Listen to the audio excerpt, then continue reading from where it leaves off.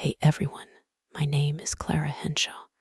I'm 34 years old, and I live in the rainy, artsy city of Portland, Oregon. I've got a story to share with you today, one that's been weighing on my heart for a long time now. A story about losing everything and trying to claw my way back from the edge. I'm just a regular woman, someone who loves the smell of fresh rain on the pavement, the quiet hum of a cozy coffee shop, and the beauty of the Columbia River gorge on a clear day. I've always been a bit of a dreamer, someone who sees the good in people, even when maybe I shouldn't. I've got a sarcastic sense of humor that hides a pretty soft heart, and I've spent most of my life hoping for a future filled with love, a fulfilling career, and a sense of belonging. But somewhere along the way, I lost my footing, and now I'm here, trying to figure out how to rebuild after what feels like a decade of wasted time. I want to take you through my journey, the highs and lows, the mess-ups and the comebacks, and maybe, just maybe, find some answers along the way. So, let's start at the beginning of how I got to this point, and why I'm reaching out for advice on how to overcome the regret that's eating me alive. I wasn't always this lost.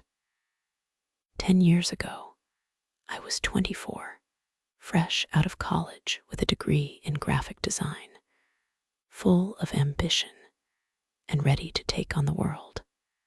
I landed a decent job at a small marketing firm here in Portland, and I had this amazing group of friends who were like family to me.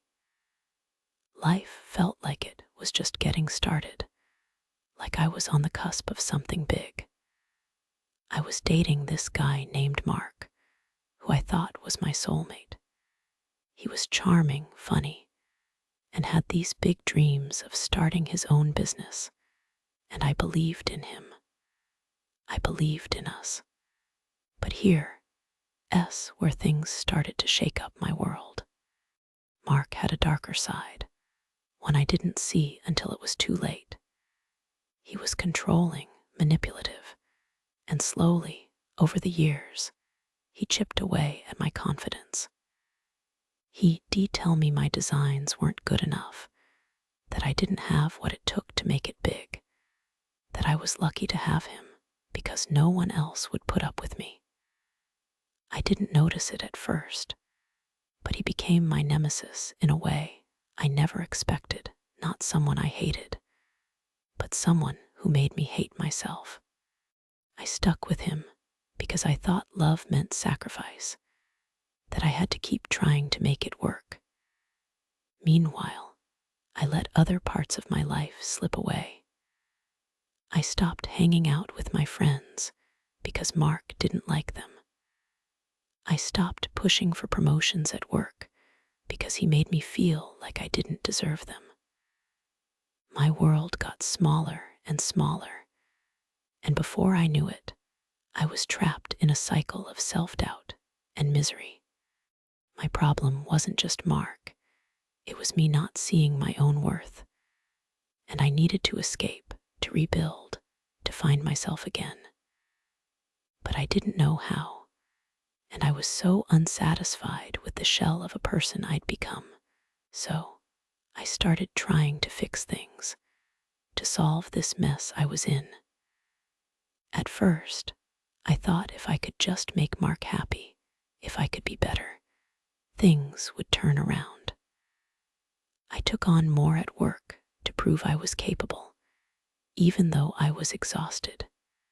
I tried to talk to Mark, to communicate how I felt, but every conversation turned into a fight where I ended up apologizing for things that weren't my fault.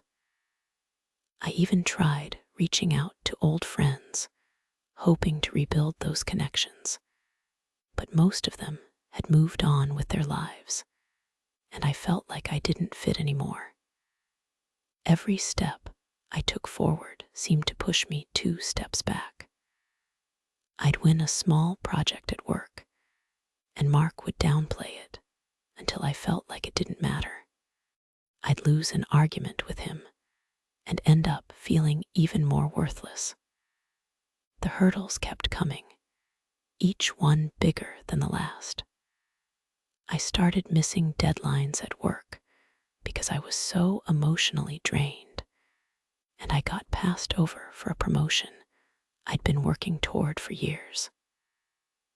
My social life was non-existent, and I felt like a ghost in my own city, walking through Portland streets and feeling like I didn't belong anywhere.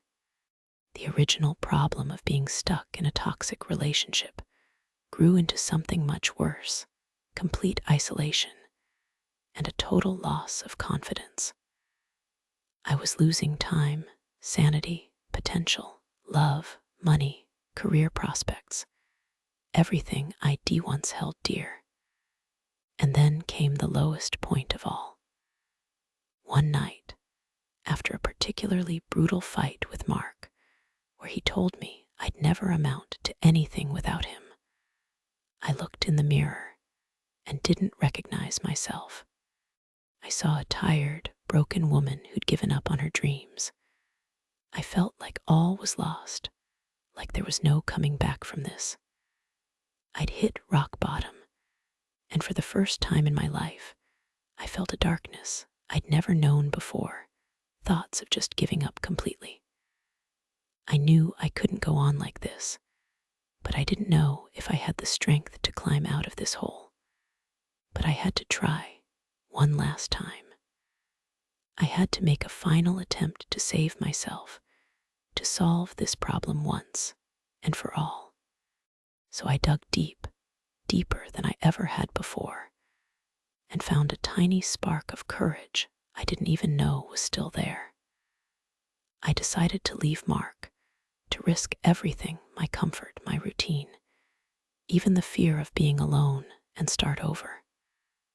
I knew it wouldn't be easy, and I knew I'd have to confront him, to stand up to my nemesis in a way I never had. One rainy evening, I packed a bag with just the essentials, waited until he was out, and left a note saying I was done. I didn't even tell him face to face, because I was scared of what he'd say or do to make me stay. I moved into a tiny, cheap apartment across town, barely able to afford the rent, but it was mine. That was my final stand, my last-ditch effort to take back my life. I expected it to feel like a weight lifting off my shoulders, but it didn't, not right away.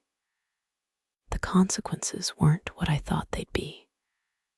Leaving Mark didn't magically fix everything.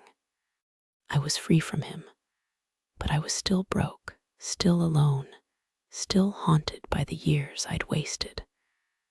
I felt like I'd lost so much time, and the regret was a heavy thing to carry. But there was something poetic in that pain. I'd chosen myself for the first time in years, and even if it hurt, it was a start. I started going to therapy, something I'd been putting off forever, and slowly I began to unpack the scars, to understand how I got here. I'm not going to lie and say everything is perfect now. It's not, but I'm beginning to feel a little bit of that old Clara coming back, the one who dreamed big and laughed easy. I'm starting to believe I might be worth something after all now. Here I am, in my new normal. I'm still in Portland, still figuring things out day by day. I've got a small freelance graphic design gig that's helping me pay the bills, and I'm trying to rebuild my portfolio piece by piece. I've started going to local art meetups, even though it's terrifying to put myself out there again. And I've made a couple of new friends who don't know the old, broken version of me. I've changed in ways I didn't expect. I'm more cautious now, but I'm also stronger. I know what I won't stand for anymore, and I'm learning to forgive myself for the past, even if it's a slow process. Therapy is helping, but the regret still lingers, like a shadow I can't quite shake. I've tied up some loose ends, I've blocked Mark on everything, and I've heard through the grapevine that he's moved on, which I'm glad for. I don't wish him harm, I just want him out of my life. But here's the thing, just when I thought I was starting to find my footing, there was an unexpected twist that's left me shaken all over again. A few weeks ago, I got an email from an old college friend who works at a big design firm. She said they're looking for someone with my skills, and she wants me to apply for a position there. It's a dream opportunity, but I'm scared out of my mind. What if I'm not good enough? What if I mess it up like I've messed up so much before? It's a thrilling chance, but it's also terrifying, and I don't know if I'm ready to take that leap. So that's where I'm at. I've been through the ringer, and I'm trying to come out the other side. I've lost so much time, love, career prospects, and pieces of myself I'm still searching for. I'm in treatment, I'm working hard, I'm trying to stay active and positive, but some days, the unfairness of it all hits me like a ton of bricks. How people treated me, how I let myself be treated, it cuts deep. I guess what I'm asking for is advice. If I were your friend, sitting across from you at a coffee shop here in Portland, pouring my heart out over a latte, what would you say to me? How do I overcome this feeling of losing so much, of wasting a decade of my life? How do I let go of the regret that feels like it'll never go away? I know there's no quick fix, but I'd love to hear your thoughts, your encouragement, or even just a story of how you've bounced back from something tough. I'm here, listening, hoping to find a way to keep moving forward, to turn this pain into something that fuels me instead of holds me back. Thanks for letting me share my story with you. I'm looking forward to hearing what you have to say.